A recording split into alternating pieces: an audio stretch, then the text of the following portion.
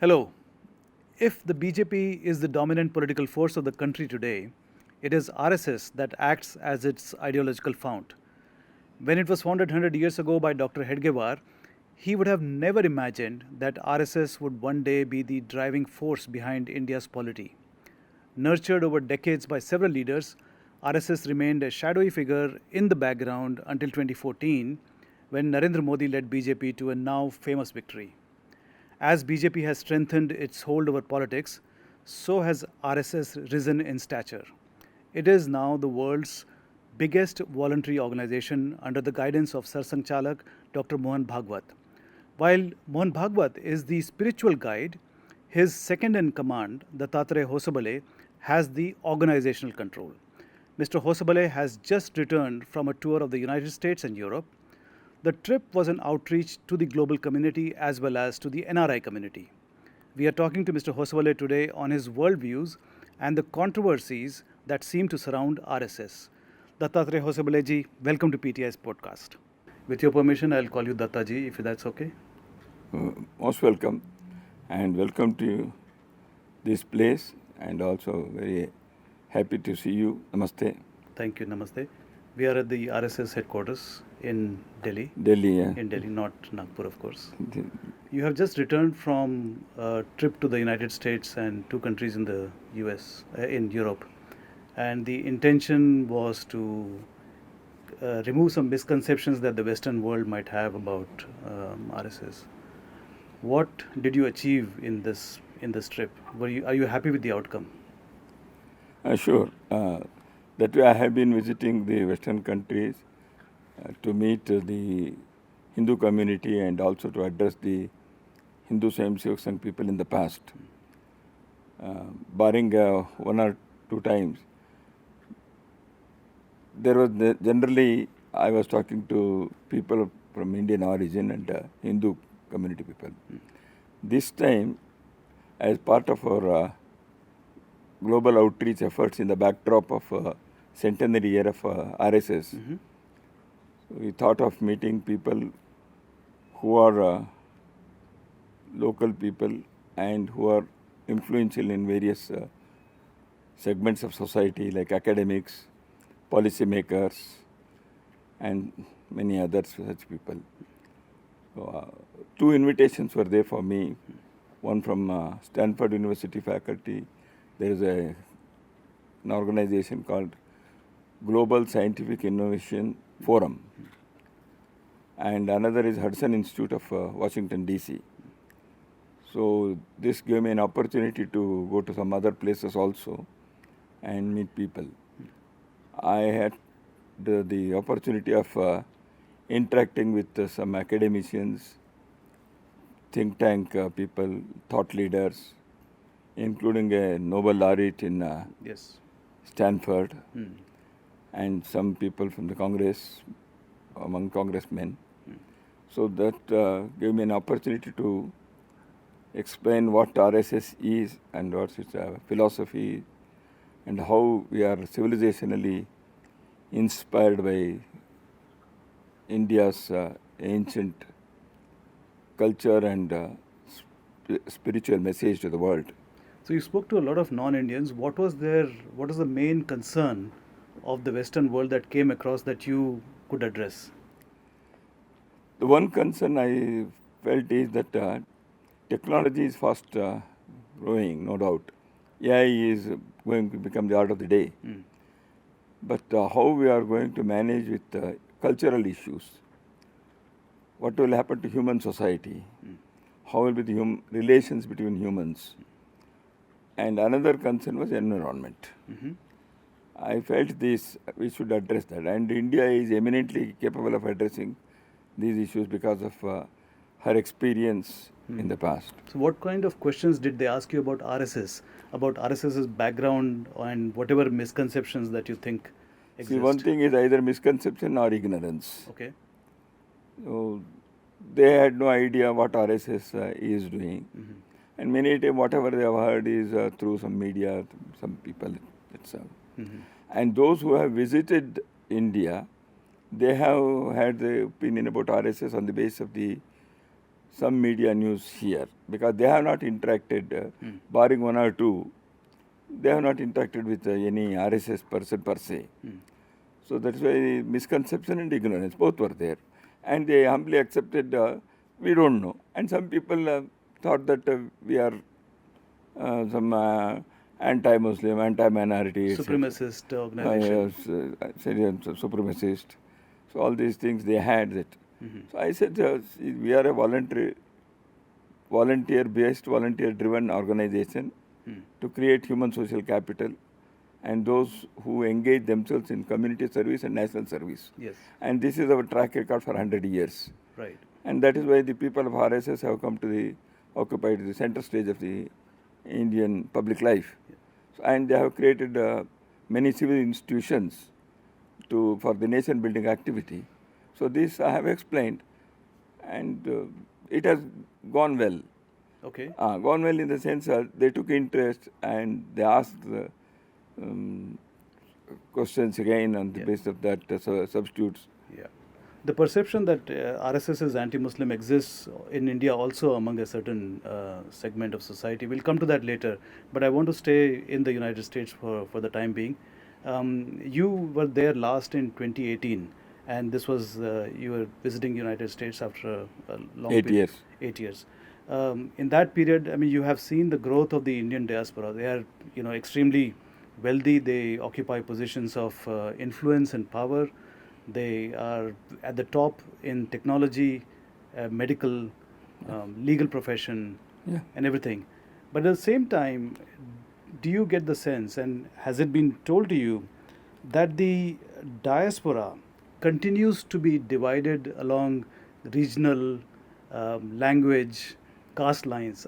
I'm also very keen observer of the United States. I go there quite often, and I see, for example, at least I can speak for Telugus because I am from Hyderabad, that there are different communities, associations, even within Telugus. Telugus will stick to Telugus, Tamils will stick to Tamils, Punjabis will be together. Is that right? I mean, if you have left India, do you need to carry India with you to the United States? Thing is, in India also these things to be corrected. They need to be corrected, right? Of course. Yeah. You are right on both accounts. One is Indian diaspora has definitely made a mark there, and they have grown, and both academically and economically, and their contribution to national wealth is also now being identified, recognized. And in the last 8 years, I should say that per capita income of the Hindu community has definitely gone up. And they're a well-meaning society. See, the thing is, the best thing about Indian community or the Hindu community, I should say, that is they have not become a headache to any state anywhere in the world. That means their behavior as a community as well, that should go to the reason is their cultural background and civilizational background. So they have mingled with the society. That is one thing. That is a good part of it. And coming to the second part of your question, see, the thing is, they sort of have, when I interacted with them in the groups, formal or informal, this was my, see, individually, most of you every one of you have become successful. But community-wise, are we successful? So this, you should ask this question to yourselves. No doubt you organize many programs, come together, etc.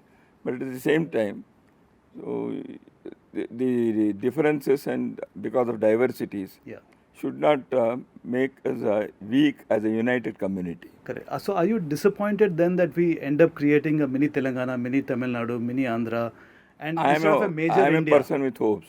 Okay. Otherwise, 100 years back, RSS, if it would be disappointed people's organization, we would not have created these things. We have immense hope in our people. So then this happens. And as you said, the base of language and state, etc., there are number of organizations in US, as you know.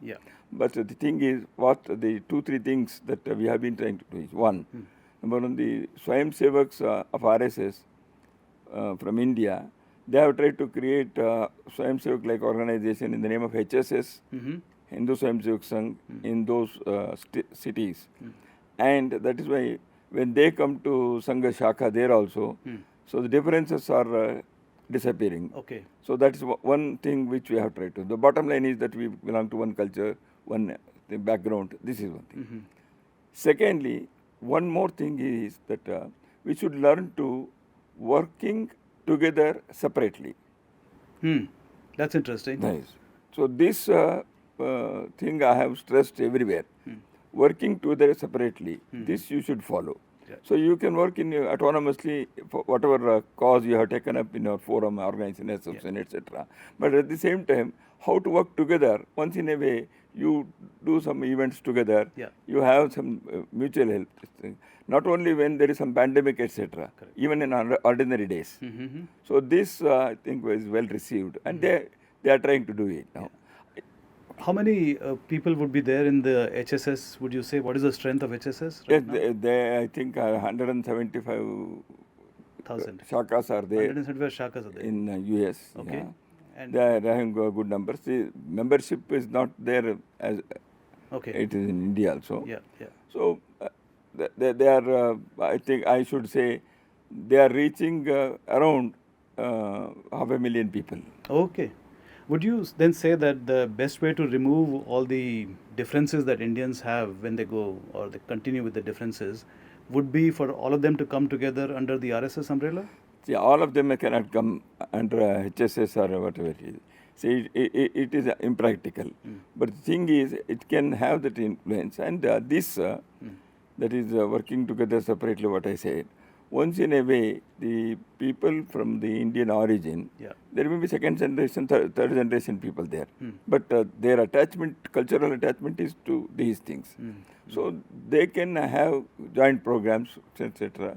They need not dissolve this organization and make one organization. That is not going to happen. Right. It is impractical. So, but they can definitely have a networking. I have lots of friends and family in the United States. My generation, very much attached to India, rooted in India, but their children and their children are becoming increasingly American or increasingly British. Do you fear that Indians in America will very soon forget that they're Indians and will become entirely an American? And is that okay with you? This is happening in India also. We are getting more and more westernized. Yes. See, this is the thing. See, what is becoming American or the British? It is ultimately it is a question of values. How the human beings are behaving with other human beings from their family to the community and etc. Second is how human beings are behaving with nature. So ultimately these are the things, the worldview that India has provided is. See, outward things, you think the dress or the attire or something, this goes up and be a Roman in Rome. Yes. So that adage has to be followed because that's fine. Right. But the thing is, still respect to elders, family being Values, together, being responsible to the community, and taking care of the children and inculcate values in them, in their upcoming generation. So these things are the basic and permanent values of human life. Correct. So what our society, see, the Gita classes are being held there. Yoga has definitely given a sense of tremendous pride and- opportunity, and it has pushed this whole thing. Yoga is not just some physical posture and 21st June you conduct. Yoga is a comprehensive approach to life. Yeah. So these things are definitely not only the Sangha Swayamsevaks, other organizations like Ramakrishna Ashram and many others, they are also doing a fantastic job. Yeah. So that's why this will take care of it. And that's why I said there is no scope for disappointment. There is immense hope, and they are following. And new generation, now this bhajan clubbing, Gita clubbing, bhajan vegan. Yeah. So new people will understand values in their own way. In their own so way, we have to give them in the language and in the package that they understand and receive. Yeah. Earlier you said that Indians, when they go to other countries and become permanent residents there, they don't become a headache to the local society. But I'll counter you a little bit on that. There was an article recently in the New York Times about how there is a community in Texas where they have built a 40-foot or 60-foot statue of Hanuman, and it is rubbing the people, the local, the non-Indians the wrong way. Indians are building temples everywhere, which is what the Indians want, Sure. and it's creating friction with the other communities. So, look, my question is, how do you balance your pride in your culture, in your heritage, and your love for your religion, and at the same time respect for your neighbors and the local host community? How do you balance that? The thing is, first, what I said, they're not a headache. All these things, whether they have erected a Hanuman statue or building a temple, have they done it illegally? No. No. So they have done everything legal. When I say they have not become a headache, the majority, 99.9% of people from this country who have gone there, they have not involved themselves in illegal activities. Yeah. So that is why I said they are not a headache. Yeah. Their crime rate is so low. Absolutely. And how many people you find them in jails and prisons there. So this is the thing what I said. But other thing, this friction what you said is, see, the people have taken, in the Gulf country also, the Swaminarayan has built a beautiful temple, a magnificent one. Of course, with all the support of the government and the local authorities. So we have taken due permission to do this, one. Now the thing is, the practices, how the friction is there because the Indians who go there are earning because of their hard work and talent. The fear is that we may be taking away their jobs. And you go there in 10 years, you become a millionaire, you earn so well and you live and you are on par with many people in there. So this fear is there because of the success, material success of the Indians. Otherwise, no. Now, how to balance it? This is where, what I said, the civilization ethos and cultural values or family values, that should come in operation. That is, we should, how we can contribute to the host family, host society, host community. Yes, yes. This is what we stress, we emphasize. See, you have an obligation to the host community, host society, host nation, where you earn your bread. Your allegiance should not be questioned. Because you should show that by your behavior. Yes. Of course, your connect with India is quite natural, obvious, it should be there. But at the same time, you should also be concerned about the community around you where you are living. Have that connection. Serve them. And I should say, during the pandemic, fantastic thing our people have done to the local. And food drives, in both in England and in US. Our people are conducting food drives. They are conducting shelter homes. And they are engaged in lot of such community service activities which are beneficial to the local people also. Yes. So this is what is happening. I'm really glad you brought this up because apart from the pandemic situations, I've got some statistics that if you look at the normal times, for example, the Jewish community, for every dollar that a Jewish person gives, the Indians give 5 cents. So the kind of contribution, the philanthropic contribution to the society, like food banks, like you said, churches have these, the soup kitchens. Yeah. Giving to the veterans, the army veterans, is much more among the Jewish community and very, very little in the Indian. Maybe is that why there is that friction also? This should be more according to their number and their earnings. Yeah. And we are emphasizing on that, and it is increasing now. Yeah. See, the first generation, they were struggling for their own survival Yes. and their own recognition. Yeah. Now they are a confident community. Yeah. When they are a confident community, definitely they will be doing it. I have no doubt about it. So you would urge them to do more for the local, their community, so that they gain acceptance.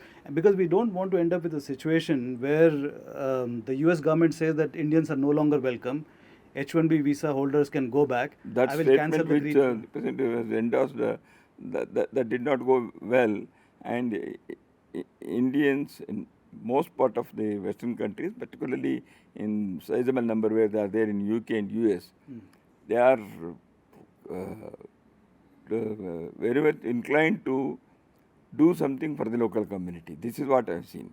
Yeah. And during my tour also, I insisted I met many HNI people, and this was my first thing. One thing is, the first thing was I said, invest here in this community service, Sure. and also invest in other things like academics, etc. So that you earn and you Give back to the community. give back to the payback Yeah. and build the society the here. society. And you should be a partner in the nation building. Very well said. So you would expect the minority, Indian minority in the United States, to be as giving and as patriotic as you would expect minority in India to be. Vasudhaiva Kutumbakam, world is one family, should be practiced. Yes, yeah, yeah. You know, it's our impression that the West suffers from many modern day problems, you know, like drug addiction, teenage pregnancies, the family values, broken families, individualism. What did you tell your hosts, the American hosts, for example, or Germans, about how India can provide some guidance to the West? Yeah, this is what I said. See, the worldview of our philosophy, 100 years ago, Vivekananda had said the same thing. One is religious bigotry will not work. And seeing the same divinity in everyone, and all living and non-living beings. This is our basic philosophy. So that is why you have to see that these things are inculcated through education, through moral training in the families, etc. So that is why human relation is very important, and relation in society and nature. Yeah. So this should be given in practical capsules. Practical capsules. Yeah, that is why the cultural things of our festivals, or many of our the so-called rituals, they are not religious; they are cultural. In order to make the people understand, they were put in the religious thing. But actually, there are very cultures. For example, I will tell you two things which our people have tried. One is Raksha Bandhan, Rakhi. Yeah. See, Rakhi is not a religious thing. It is a cultural thing. Jawaharlal Nehru was also very much happy to have the, though he was against religion, about Rakhi Bandhan he was. So, Rakhi is universal oneness and universal brotherhood. Okay. So with this we have practiced there, and it is coming. Another thing I will tell you, Guru Vandana we started. That is as we do it in Guru Purnima. That is Gurus, our teachers are respected. Yeah. There the students and kids from the Hindu families, they started showing respect on the particular. The respect should be shown all through the year. Yeah. But a program was arranged where the teachers, the American teachers, they were invited, and our people touched their feet and showed their respect and gave them some gifts like Guru Dakshina. So this was explained, what is Guru Dakshina, why we are doing this Guru Vandana. Yeah. Invariably, every teacher, there was in tears.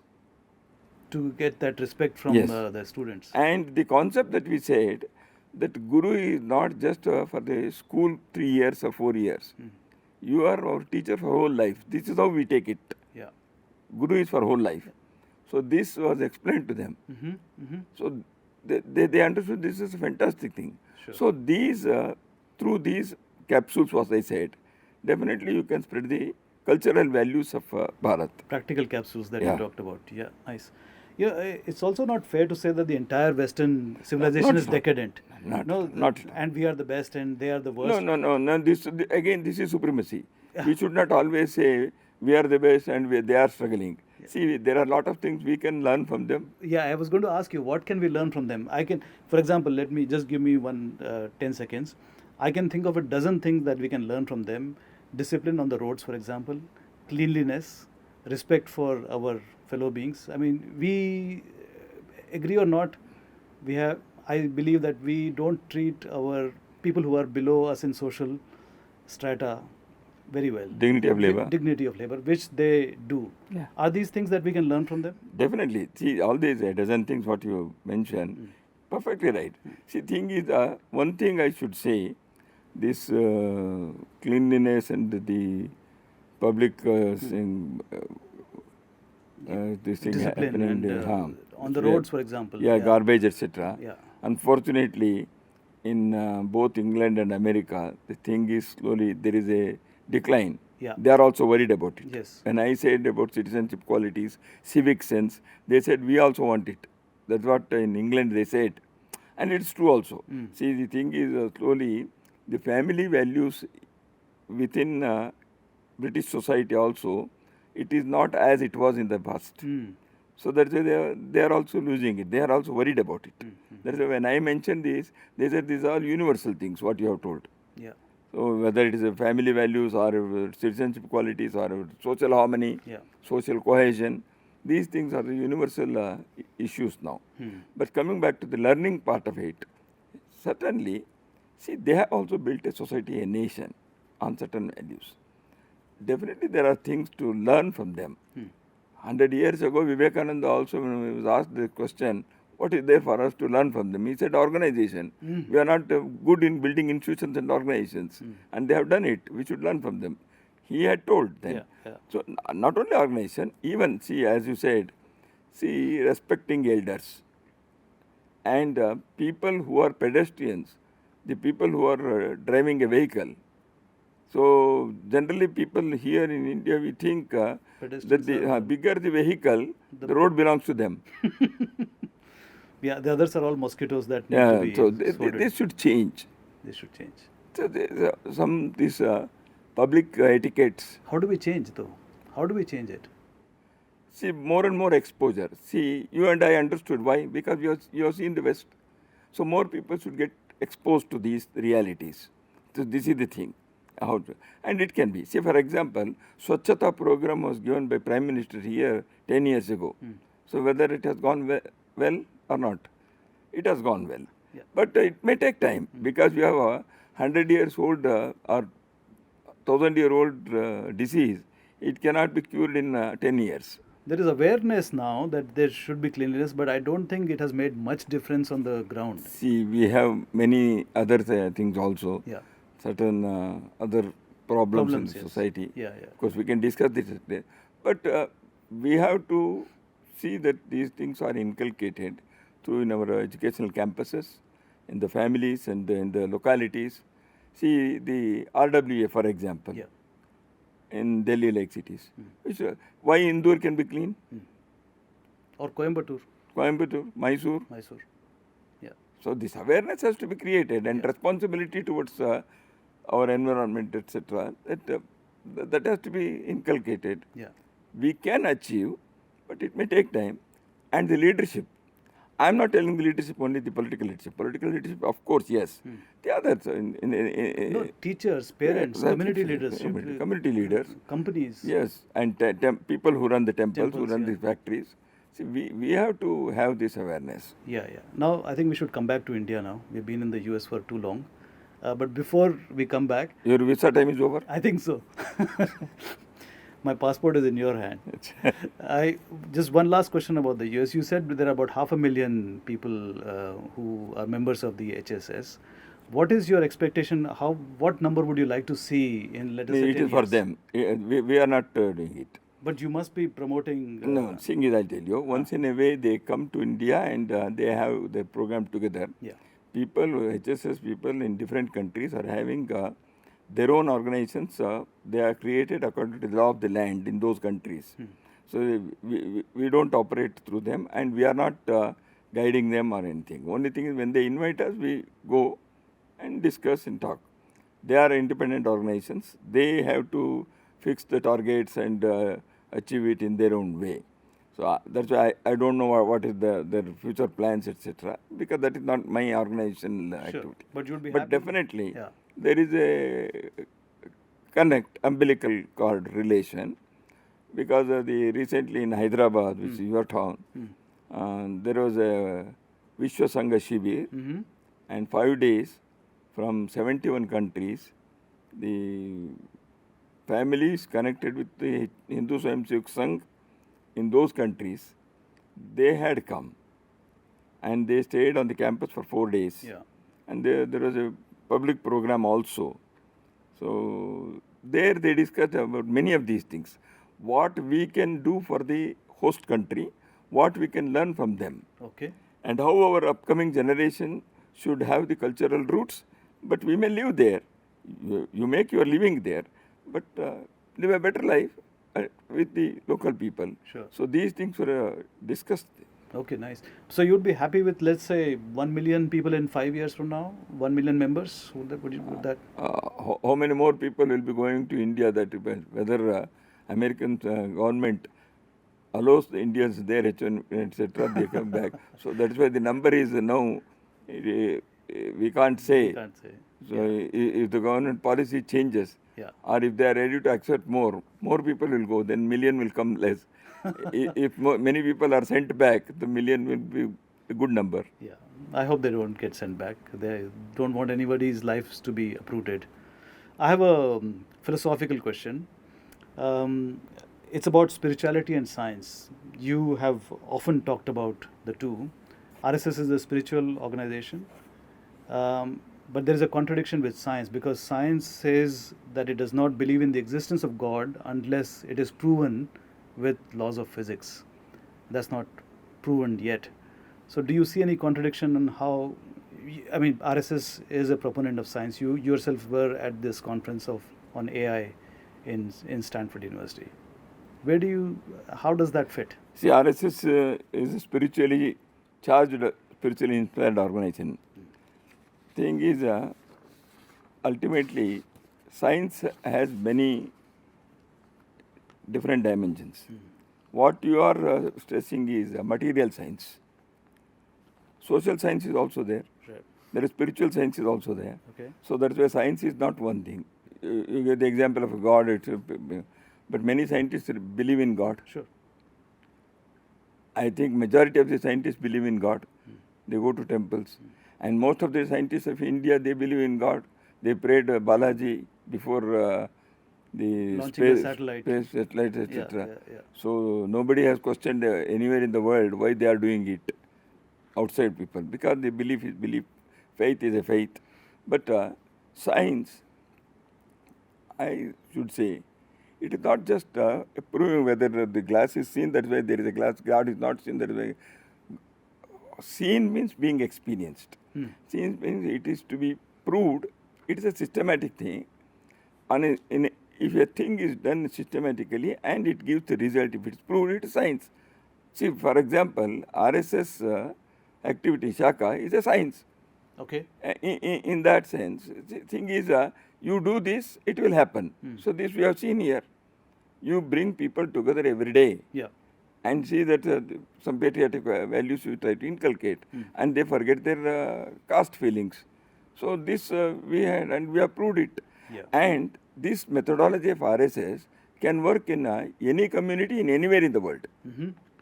See, tomorrow, for example, Japanese or some African country, they also try to do this on the basis of their cultural values, coming together, working together, and doing some community service. Definitely there will be change. So this is science. Yep. Because it is provable anywhere in the world. So you don't see any contradiction, basically? Not at all. Science is an instrument to understand spirituality. And many of the Western scientists, great scientists, Einstein, whatever, many of them, they express these things in fantastic terms. They have said, and when the explosion took place, he chanted Bhagavad Gita lines. So the spirituality is not a hindrance or impediment for scientific advancement. Yeah. Actually, it's the other way. The scientific, the more and more you travel in science, you will be nearer to spirituality. Wow. You understand that the whole world is from one energy source. Yes. And it is true. That is what our spirituality says. We came from Shunya. Yeah, we came from Sumya. Yeah. Yeah. So it says Yat Pinde Tat Brahmande. It says Deshe Ishwaram Pratishtati. Can you just translate the first one? The universe was created. Yeah, universe Yat Pinde. Yat Pinde Tat Brahmande is what is there in the particle, small particle, is there in the whole universe, cosmos. Yeah. Yeah. So the science has also Says the same thing. arrived at this conclusion. True. So that's why science and spirituality are not at loggerheads. Yeah. Now, I want to ask you about the war that started this year, Iran war. Um, and then there has been this Ukraine war going on for a long time. We seem to be in the grips of civilizational crisis. Many people have termed the Iran war in civilizational terms. Uh, do you think? How do you see this war? Do you think that this is all about nuclear weapons, or is it about wiping out a nation? See, in last 30 years history, you see the world's history, there was no time there was absence of war Okay. in any part, some part of the world. Mm-hmm. Wars, battles, skirmishes, conflicts, tensions have always been there. There was a Cold War for a long period. There was a war in Vietnam. There has been war in the Palestine and thing. It is going on in some other tensions. So wars are taking place. And during Bush period, there was The a Iraq war, Gulf War. Gulf War. So wars are generally they take birth in the minds. Can you explain? It is. I was having a small lesson when I was going to school. War is a wicked thing. That was the title of the lesson. That wicked thing, it comes because of the wicked mind. So you want to amass something, you want to take the hold of something which is not yours, or you have become too greedy. So a nation, a society, or a leadership becomes when one of these things, the wars break out. I think you just now said that Trump has a wicked mind and is greedy. I did not say. Okay. When the persons have, when anybody, I did not mention anybody's name. No, you did not. No.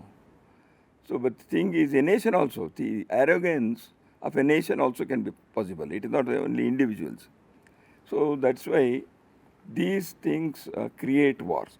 Now, coming to the present West Asia war, I think, many of the wars, because of some commercial interest and geopolitics, it is taking place. 25 years back, the book World Challenge had predicted that there will be war because of the oil. Yeah. And some people are now predicting that there will be war for water. So that means we are not going to be free from wars even after if this war is over. Yeah. That means if this war is over and there is a war going to be there on water, that means we will survive even with this war. Yes. Because to wage have the to deal next with war, the other war. wage Yes. the next Yeah. war. So that's why these wars are not going to finish the humanity. But definitely it will alter and it will have its influence on human life. The First World War and Second World War, because of the very nature of the wars, they have given rise to many things. See, from scientific advancement took place. Yeah. Some unification of some terms, some words. Many European countries emerged. Some countries clubbed and they became one. And they tried all these things. Soviet Russia happened. Then Germany was divided. So wars create many things. Baltics came together in That's why this war also will have its own impact, no doubt. And it is going to alter something in human life and in the world scenario. But the present war of West Asia is, we should not think that it is between two countries. Okay. So it is, the thing is, it is survival and occupation, some approach to the whole human life, the worldview that I should be the master of everything. This won't. It's not tenable. Tenable. It is not going. Yeah, it is not tenable. Yeah. And that's why presently some people say that whether there is a civilizational conflict, which Samuel Huntington predicted as the war of conflict of civilizations. Conflict of civilizations. So I don't think whether it has come, because what Samuel Huntington predicted was on the religious lines of these men. Though he said civilization, he made Christian and Muslim world. Today, all the Christian world is not with one with country, one country and all the Muslims are not under one umbrella. yeah. So that's why what Professor Huntington has predicted or visualized may come true after some time. At least today, it is about oil and so these things. Yeah, as of now, but in the short term, we are suffering. India is also suffering. Definitely. The Prime Minister has called for austerity measures. Very Just much. yesterday, again, second time Very he much, said. very much. How do you see this panning Yes. out? See, austerity measure has been there earlier. Two prime ministers, at least as I remember, in my lifetime, they had given call for the austerity measure. One you know very well, that is Lal Bahadur Shastri asked to Yes. skip one meal a week, Yeah. and particularly Monday evening. So that was our austerity measure, and hotels used to be get closed voluntarily. And many people for whole life they did not take meals on the Monday evening. Yeah. And Mrs. Indira Gandhi also asked the same thing. That is, don't purchase gold. Okay, that is debatable. Are you referring to that Hindu clipping that has come out? Yeah, but It's fake, but although she might have made a call for austerity, but that but she has particular made yeah, a call for austerity. yeah. Leave the gold thing. Yeah, forget it, yeah. But see, the prime ministers as leaders of the country calling for austerity measures is a thing that one has to take consideration of country's welfare, and they have to do it. Yeah. And the present prime minister has also done it. It is in the best interest of the country. Sure. Even in an absence of war, the India's way of life, it should be of simplicity and austerity. Yes. That is the basic thing that we should Yeah. observe and practice. Yeah. However, at times of crisis and challenges, this should be imbibed and it should be practiced with it. And it is for the, as we discussed, community leaders and others also should go for this austerity thing. Right. It is necessary. Now, when oil is being imported, when we are having so many other crises, austerity measures are required. When there is if there is a food crisis, we have done it on Monday evening. So now also we should practice it. That's one thing. Now India can play a role because India's position in the last at least a decade or more has changed in the world map. So India is also heard, seen, recognized, respected. So that's why India can also play a role in appealing to the good senses of the countries and nations and leaders. Yeah. Yeah. So they can play a role there, and we should engage the people in positive debates and dialogue. Dattaji, in the last 1 year, India has faced many foreign policy challenges. You know, after Operation Sindoor, there was a concerted effort by the government to put out our narrative. Then there was the tariffs. Then this West Asia crisis. Has RSS given any inputs to the government on how to deal with these crises? No, informally, we discussed. There is no RSS is not having any foreign policy think tank. Right. But the doctrine that the Prime Minister is following has many such ingredients which are the basic thoughts of the worldview which RSS has been emphasizing, which are basically of this country's land. So that's why if you go deeply, and there are quite good number of books which have come on the foreign policy things of the present Prime Minister as the doctrine. And they have mentioned some of these things, the people who are experts in the foreign. That's why I think he knows those things well, and he has been practicing. RSS, because we are not experts in the foreign policy affairs, because we don't have a think tank of this kind. Okay. So we don't give any formal inputs. Or unsolicited advice. I don't say like that. The advices are always expected, and we are free to give the advice. Suppose the foreign minister were to come and ask you for advice on how to deal with the president. He doesn't come and ask advice. We can informally You chit can chat. informally give him advice Informally whenever chit you chat, want. and Yeah. such relation we maintain. Yeah. How do you think we should? I know you said you are not experts in foreign policy, but Pakistan is almost like domestic policy for us. How do you think we should deal with Pakistan? How should we engage with Pakistan? See, everything has been tried, Hmm. and more such efforts should go on. Atalji tried to engage them in debate. He went to Lahore by bus, and many things have happened. And our Prime Minister now has so invited Pakistan ahead at the time of Yeah. taking oath. Then he dropped himself in the wedding ceremony of the Pakistan's leader. Yeah. So all these things we have tried. And see, if the Pakistanis, the pinpricks it's trying to give, like in Pulwama, etc., we have to answer wholesomely according to the situation. Because the security and self-respect of a country and a nation has to be protected, and the government of the day should take note of it and take care of it. But at the same time, we need not close the doors. We should always be ready to engage them in dialogue. That's why diplomatic relations are maintained. Okay. Trade and commerce goes on. Yeah. Visas are being given. So that we should not stop it. But because there should be a window for always for a dialogue. What about sporting events then? Should they also not continue? Of course, they can continue. At present, because of Pakistan's adamancy, many things are not being carried out. There's a ban on cricket. Because of these things. Yeah. And after this recent skirmishes, Operation Sindoor, we had to take place because of the thing.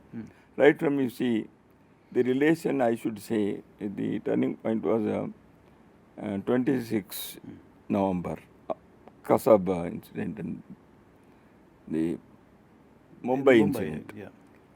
Since then, the peace period is very, very less. We could not have. Although other things are continuing, mutual confidence is still not completely there. Earlier we tried all those things. But this can happen. More and more Pakistan citizens understand, and non-government actors in Pakistan, if they raise these things, like academicians, Okay. sportsmen, scientists, Yeah. community leaders there, they should come up with these things. So you're advocating continued relationship. Yes, dialogue political leadership and the military is not leadership yeah. has developed, I think, some aversion to Indian politics. Yeah. Whatever may be there, I don't know. This is one hope, I think, because I believe strongly that ultimately the civic society relations, and because we have a cultural relation, we have been one nation. Yes. So that has to be emphasized by some people at least. So I am for one that people of Pakistan, particularly the civic society, various institutions, and these areas, Yeah. if that goes on, I think it can So you think that this is pave a way for a better. pave the way for a better relation? So perhaps this is the only way that relations between the two countries can improve on a that people-to-people level. that should be tried more and more now. That should be tried more and more. Yeah. You said that we were one nation, and this reminds me of what Mohan Bhagwatji said at the centenary celebrations in August. He said that we are all people who have the same DNA. You know, whether you are Muslim or Hindu, Christian, Pakistani, Bangladeshi, we are all the same Hindu. Very profound thought. So I was just wondering, so if all of us share the same ancestry, why is there so much controversy about love jihad, for example? Why can't people of two faiths who have the same DNA fall in love? If it is here pure love, no question. When it is jihad, there is a question. Okay, how do you define jihad? See, the thing is, nobody has love jihad. The term was used by some high court judge in some court. Yeah. So it is not our contribution. thing is, see, two individuals have love, then there is no religion, nationality, Yeah. etc. So that love is pure. See, in many families of the RSS, people have married people belonging to different nationality Sure. because it was love. And we welcomed, we celebrated, we attended the weddings. So there is no such thing. But when this becomes an agenda and there is a planned conspiracy to take away Hindu girls, then that is a question and it causes friction. Then this DNA thing doesn't work. Because even with that, all DNA already, if somebody is hijacking a girl from some village, leave alone Muslims, I'm not telling about Hindu Muslims. Yeah. Even some person, a Muslim with his friends, he Kidnaps a girl from any community. For any community, that is not allowed. There you cannot say we belong to one DNA. It's okay. That is true. Yeah, that is not. That is why it should be socially acceptable thing. Yeah. Love is not barred in a society. So Sangh is not against love marriage between two faiths, two communities. I will tell you, there are umpteen number of cases among Swayam Sevaks who have married with different castes, with other religions and other nationalities. Okay. We have not made it a publicity thing, but we accept it as a natural thing. But the love jihad, which we are mentioning, see, it cannot be in such large number in a small area and happening in such a way that you go and see the in courts, it is announced every month, so many people going. So how it takes place? Yeah. The reason I asked this question was and many girls have come back and they have told their sad stories. And it is true. There are around 20,000 cases which were documented. So all these things cannot happen. And love, does it happen only one way? All Hindu girls and Muslim boys? So that means the love has only one dimension. Then it is not love. There is conspiracy. Yeah. I asked this question only because of the TCS controversy that is going on in Nashik. That is a single controversy. That's a different thing. But what happened? No, I get your point.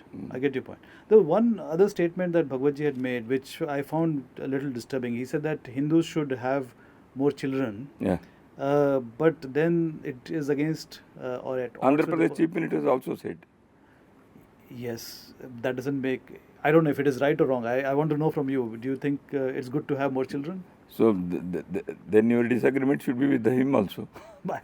Next time I speak to him, I will raise this. And at least Mohan Bhagwatji has no power to make a law. Yeah. The Chief Minister has made it. Yeah. He has made it means he said there will be incentive and more children should be there and the third child is there. The government will support the family economically. So the TFR is going down. Yeah. Generally for a healthy family and a child to grow in a healthy atmosphere, 2.2 per family, the TFR is generally universally accepted thing. 2.2, yes. Yeah. So, but it is less than 2, 1.8, 1.6 in Kerala. So he's not saying that we should have 4 children or something, or like Hindu TFR should be 4. When the second itself is a problem means it is not happening. Telling 4th or 5th is not going to happen. When they have the third, we will try to say whether 4 is required or not. At least now 3. Even there are 2-3 reasons. One, see, family's future also. If there is only one child norm, then if something happens to the child at some age, the parents, what will happen to the parents in their old age? One. Secondly, if there is only single child, that single child, because of the all love and everything is poured on the child, and the child develops with an ego or the loneliness. Siblings, you all, me, yourself, in our childhood, because of the siblings we have learnt. this love, sharing, compassion, these values are inculcated because of our siblings. And the child grows without a sibling, so it is having psychological problem or ego or loneliness. So that is why we are. And family's health also. And about the community and nation also. We are creating economy, we are creating wealth, we are growing everything. But the future, if the nation becomes a nation of the old people, what is happening in Japan today? Yeah. It is aged Japan. But India being an ancient nation, it is it's a young nation. Yeah. And even after some thousands of years. So that's why we should remain young as a nation. So that is possible only if you are having more progenies. Yeah, yeah. I'm going to ask you a question which I think you must have been asked in the US also, that the Hindutva philosophy of the Sangh, and it is a cultural identity that you want to create a Hindu nation. It's in a cultural sense, but at the same time, it creates some disquiet and discomfort among minorities. How do you assure the minorities that they are safe in India? And when you talk about Hindutva or Hindu nation, it is not in the religious sense, but in a cultural sense. Vijayji, this thing I tell you. One, this question has been asked umpteen times in last 50, 75 years, 100 years. That because you say there is a fear, what has happened? Nothing has changed. No, whether the Muslim number has come down? It's gone up a little bit. Whether they had to flee? Whether they are treated as second-class citizens in any Sangha Swayam Sevaks who are in BJP and BJP ruled states, in Maharashtra, in Gujarat, in Madhya Pradesh, in Achal, in Uttar Pradesh, whether the community, the other religions people are second-class citizens, whether the government schemes are not reaching them. What has happened? So let us address it with hard facts and realities.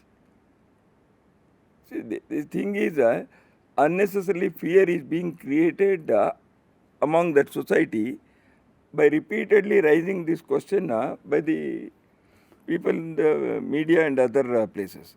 Thing is, I'll tell you, we have continuous dialogue with the leaders of the minority community, whether it is Christian, one thing. And we, in RSS, we say, this very concept of religious minority in India is not on sound basis. When we say we are all one, basically, same people, same ancestry, same DNA, the question of minority doesn't. Just because you have changed the mode of worship, change of religion has not changed your nationality. That is what we believe. So when the nationality is one and we are ancestors are one, we don't consider them as different. Okay. The people who think that world is one family, how can we differentiate with another religion? Not at all. And just because somebody is practicing another religion is there. As far as the persons following that religion should not come in the way of other people who are following different faith. That is the whole thing. Now, we are not creating Hindu nation. This nation is a Hindu nation. We are not creating. See, there was British Raj here, right? Yeah. It was British Raj, it was a British state. Then also this was Hindu nation. It was not British nation. So during the British period, whether as a nation, what nation it was? Was it a British nation? No, it was not, of course. Not at all. So this nation state concept and the nation concept, this should be comprehensively debated and understood in the academics and the intellectual world of India. This confusion persists. Nation states, after the French Revolution, the nation states are the borders of the geographical borders is one nation, it is one state, and there is one government, and there is one thing. India's experience is different. That is why when you said there are two nations of Pakistan, I was little, I wanted to say, no, nation-wise we are one. There are two different states, or three states, Bangladesh and this thing.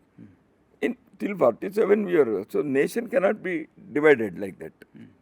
Same thing about Germany also, East and West. It was a German nation. Yeah. There were two states because of political ideology. Yeah. And they came together Yeah. again. Yeah. My mistake. I should not have said nation, but two states, Yeah. 3 or 4 states that time. So that's why Yeah. the religious groups in here, whom you call religious minorities, Yeah. they have no experience of being second-class citizens, number one. And within RSS, there are a number of people who are from these religious groups who are Sangha Swayamsevaks. Muslims? They have not become showpieces for us. Muslims? Yes, of course. Christians? I can give the names. You can go and check. Okay. The number may be less. The number is less even in Sarvodaya, where Gandhiji was all for Hindu-Muslim brotherhood. Gandhiji established Sarvodaya. How many Muslims are there? Why they are not there? True. RSS may be, as you said, anti-Muslim. So Sarvodaya is not anti-Muslim, right? Fair enough. So we have to go to the roots of these issues. So that's why thing is, it is not, the question is not to be posed to the RSS. Question is to be posed to the Muslim leadership. I was just going to come to that. It's a good opportunity. Asaduddin Owaisi has very recently, just after the Bengal election results, has said that the time has come for Muslims to form their own leadership, in the sense that they should form their own party because they are not getting justice in a secular India. That is left to him, and how Does that benefit you though? how people of his own religion are going to respond to that is yet to be seen. I don't know. But the thing is, the nationalist leadership among Muslims, which was there during the freedom struggle, and slowly after the creation of Pakistan, and because of the political change and the pseudo-secular policies followed in India, the nationalist leadership among the Muslims has become a rare commodity. That is the problem. Yeah. There are, but they are not supported. You have to be a separatist person. Then only the community supports.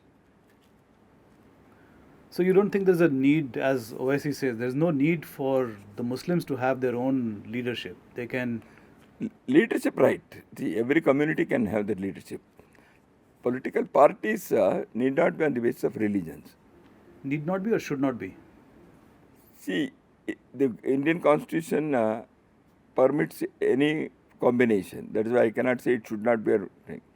But the thing is, if it is followed on the basis of religion, then all these things hurts. Yeah. So there are many political parties who follow certain faiths. In Kerala, there are some Christian-oriented parties there. Sikhism, there is a party. So that's why I don't say it should not be there, because the Constitution provides thing. As long as they follow certain things according to the Representative of People's Act, a political party can be formed. So there is a Muslim League also. There is the Hindu Mahasabha also. So the thing is, whether we can have a consensus on certain national issues about our nationality, about our nation's foundational values, which even Jawaharlal Nehru or Sampurnanand or Mahatma Gandhi or everybody, those who were in political field. I am not speaking about Maharishi Aurobindo or Vivekananda who were in spiritual field. People who were in political field, they had accepted that there are certain basic foundational views of our country. That is what even Jawaharlal Nehru also said while addressing Aligarh Muslim University students. So these issues have to be properly understood. That's why in the name of secularism, we have thought discussing any of these things, current religion, is anathema. Okay. It is stigma. So that should not be there. Right. Earlier we talked about the Hindu nation and the Hindu Rashtra. Related to that question is a statement just made today, a few hours ago, by Udayanidhi Stalin. He again has said that Sanatan Dharma should be eradicated. See, at the end of his speech on the floor of the House, his maiden speech as leader of opposition, he said, Valgai Dravidam, etc. He said the slogan, and the last sentence was this, that is, Sanatana. It's his opinion, and people have answered it in the elections. So, but one thing, see, Sanatana will not go because somebody says. Ultimately, what is Sanatana? See, because I feel there should not be light, or I feel there should not be shadows, it won't go. Sanatana is the spirit and soul of this nation. Sanatana is not a religious practice. Sanatana is a value, a worldview. Sanatana is a, as we were discussing science, what is Sanatana? Sanatana is that which is eternally there, eternal. That eternity is Sanatana. That it is like a tree, a banyan tree is there. Even after 100 years or 200 years, the banyan tree stands there. So whether banyan tree is old, yes, you say it's old because its trunk is old, its roots are deeper, and its roots are strong and deeper. But it's every season, it's having new leaves, new flowers, so it lives. So as long as it gets the new flowers and new leaves sprouting, so that tree is fresh, ever fresh. So Sanatana is that. That is the Nitya Nutana and Chirat Puratana. That is, it is ever fresh and always ancient. So it is a fantastic combination. That is what our civilization is. We have memories of our civilization. Memory is thousands of years old, millennia old civilization memories. But because of that, we are not saying that we don't accept or welcome AI or new technology or the newer things of life.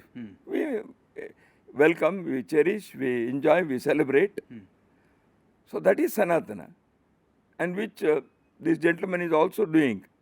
He is practicing Sanatana.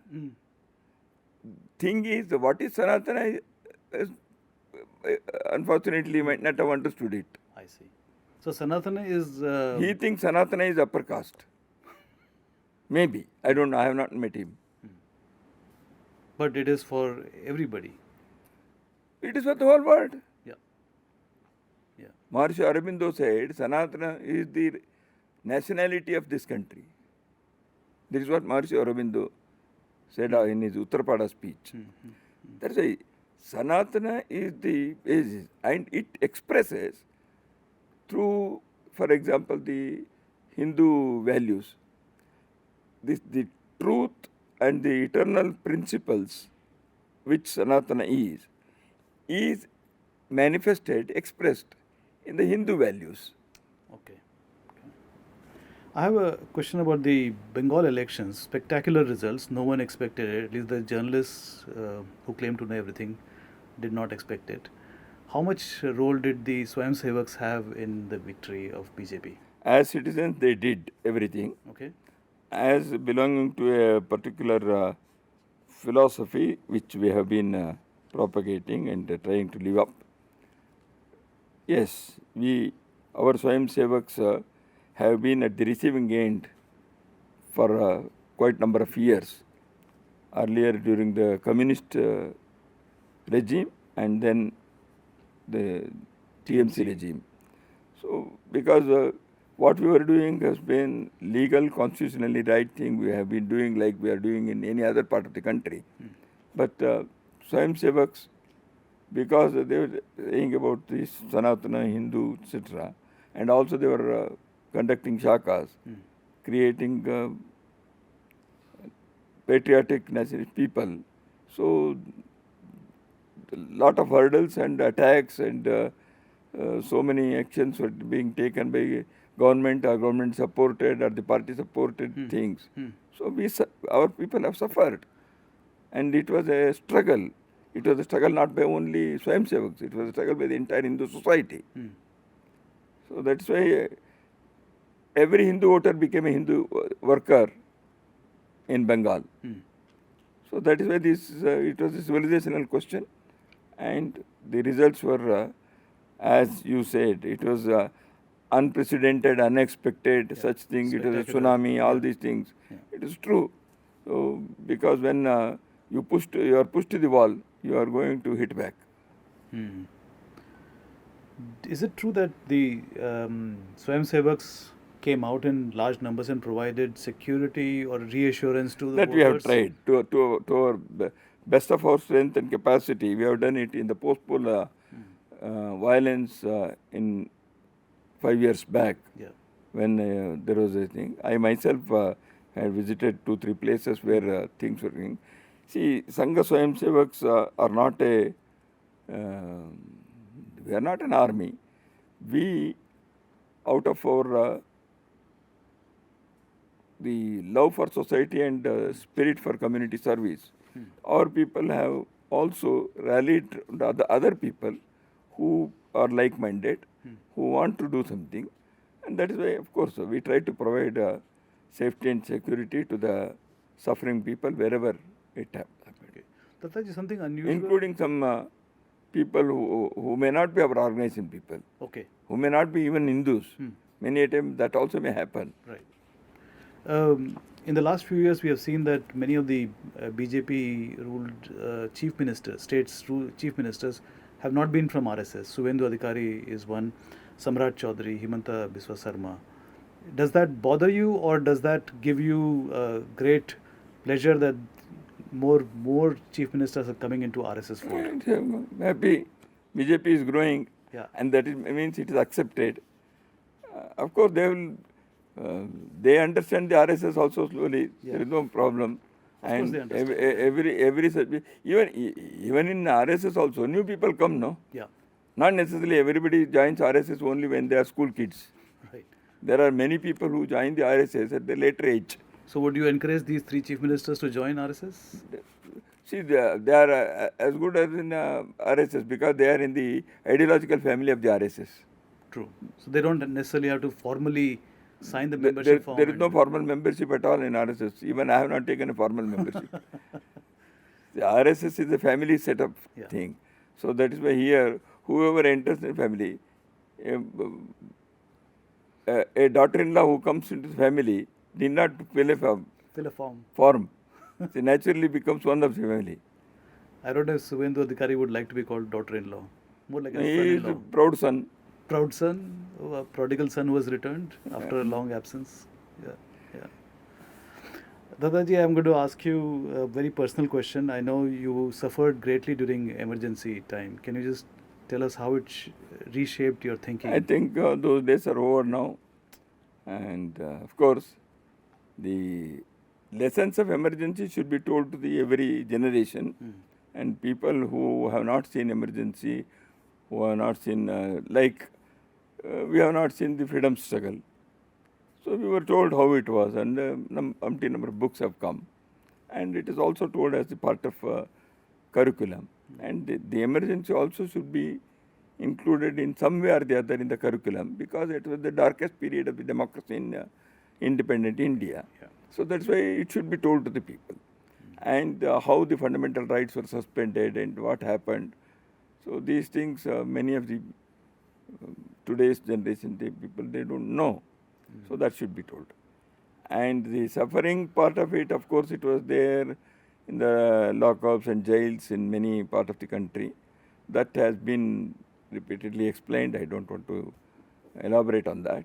Of course, it is not that when the emergency was clamped, these things should happen. That might not have been the idea to suppress the thing. Thing is, some people took the undue advantage of the situation. That's why, you see, when all power is given to the local authorities. Authorities, then it will be misused. Power corrupts, absolute power corrupts absolutely. Then and even now. Anytime. True. Lastly, am I talking to the next Sarsang Chalak? That you should ask the Sarsang Chalak. Oh God, no. But that should be the logical. In Sangh, we don't have the practice of thinking about the next Sarsanga Chalak. True. Thank you very much. Please, no, you were going to say something? Oh, no, that's fine, wonderful. We had a nice dialogue, and it is a wonderful thing that the debate and dialogue on the present situation of the country and future, whenever it is takes place, this country has seen many things apart from the politics also. Yep. The party politics, electoral politics has their own significance and their own importance in our national life. But this vast country has lot of things which are going not because of any government or politics, but they are the identity of our nation. So I believe that these issues also should be brought to the fore, and our new generation should try to understand and enjoy these things. So India's prominence and strength economically in the field of science and technology should also empower it to have this cultural and civilizational strength Right. to be manifested and help in serving the humanity in a better way and more confidently. Yeah. So this is what RSS wants to say. So, These things are very much necessary today and tomorrow, because the humanity is passing through a critical stage.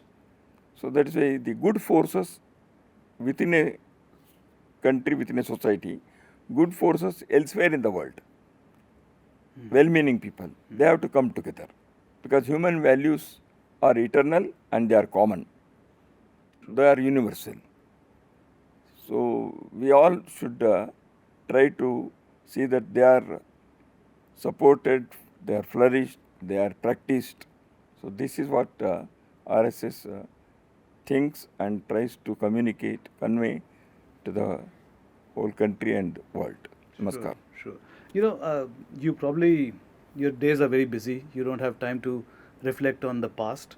You just don't have the time. But if at all you sit down and reflect on how far RSS has come, are you filled with a lot of pride? You know, Prakash used to come here, he used to cover RSS, he still covers RSS. This office was a asbestos shed. Today it's like a 6-story building. You look back, how do you see? We have RSS evolved according to times. And of course, every organization, every journey has a past. And of course, many people always brood over only the past. I, for one, of course, those were the days, and as we were having the organization, and we stuck to that. But to be in the driving seat and to reflect and say that, you know, where were we? Because we were visualizing this. One day we will be in the driving seat. You knew it. So that's why it is not a surprise, not a shock. So it is a responsibility. So we were getting ready for that responsibility, and we are ready to sit now. Great. Dattaji, thank you so much for the time. Namaskar. Thank you. Namaste.